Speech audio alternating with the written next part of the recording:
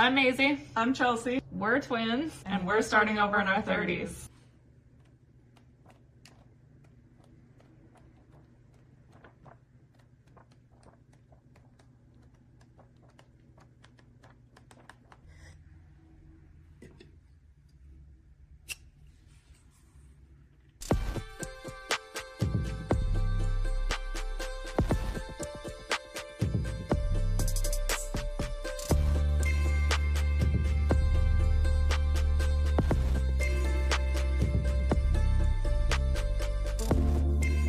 Where to begin? I guess, first of all, manic bipolar disorder is a disorder based on mood swings, characterized by intense mood swings up and down. In my case, it's intense ups. I do have a period of depression afterwards too, which is why I have manic bipolar disorder. So really, it started all happening after Ecuador. So essentially, I went to Ecuador for 3 months to travel with a friend, and we subsequently sat in 7 San Pedro ceremonies and 1 ayahuasca ceremony during that 3-month period. I think it's important to provide a little context where I was very naive and was just there, to experience, and didn't really have any intention going into the ceremonies other than I was desperate to meet my purpose. So every time I went into these ceremonies, I was like, I'm excited to meet my purpose. I can't wait to meet my purpose. And I think that normally the intention going into a plant medicine ceremony traditionally is to heal. So to heal from some ailment or some mental health condition, which is interesting. I didn't have one at that point, and I was just going in to meet my purpose. So anywho, one of the first things that the shaman said in ceremony to me when I was on the animal skins in front of the fire, in front of the shaman, he said, do you remember? What you're looking for is permission? Yes. He said, you're looking for permission. And he said, you have all of my blessings.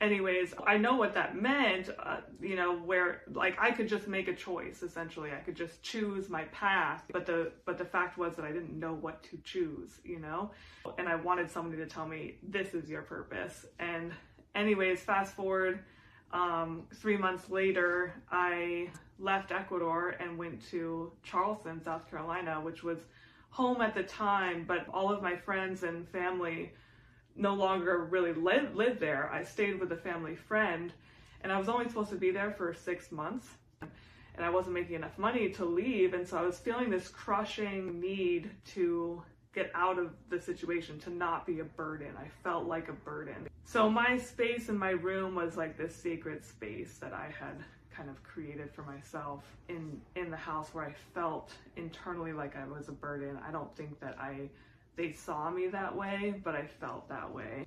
And so in that context, I just happened to smoke marijuana. It was just it'd be fun to smoke some marijuana. I hadn't in months, and it had never been a problem for me before. And so I did. Immediately had a vision. And it was who I felt was my ancestor. I don't know how far down the line this would be, but it was an African man.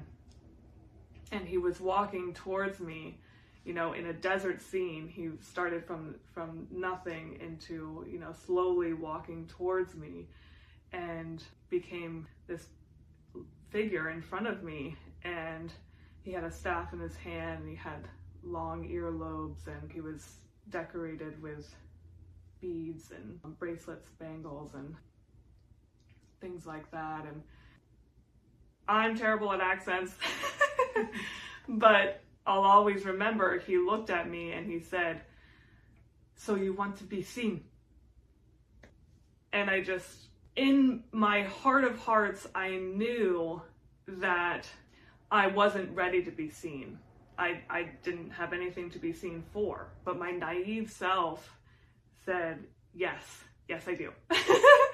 And from that point on, I was in a manic episode where I was hearing voices of animals and storybook characters as if they were storybook characters, and I was starting to depend on weed for those kinds of visions that I was having, and it connected me to some kind of part of myself that helped me to sing and to dance and to have more confidence. And it connected me also with another part of myself that realized that I should be able to survive on my own and, you know, create some kind of abundance just from being myself. And the irony is that I believe that's true. It takes time to build that, obviously. But at the time I was, with marijuana, I just believed that I could do it now. And it tripped me out, and I ended up on the streets and needing a lot of attention.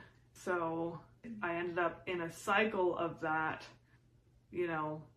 going to urgent care facilities and crisis centers and jail and all kinds of things, because when I would let weed go, I would feel normal again, and my normal was very much a state of lost depression and feeling like I didn't have any connections and like I didn't know what to do with my life. I had no idea, And I knew from that first vision that I had with the African ancestor that being seen would take a long time. I knew intuitively from that moment that this was going to be a long, hard road.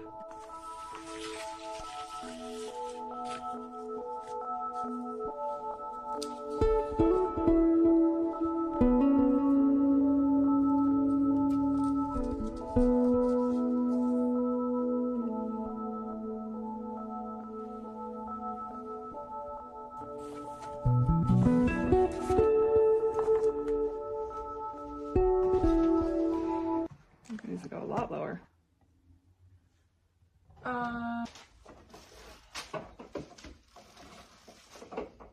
More.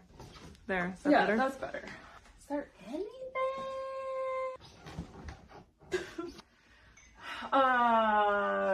Manic bipolar disorder from the outside perspective. I knew she didn't know what was happening, and I didn't really know what was happening either. I just knew something was wrong.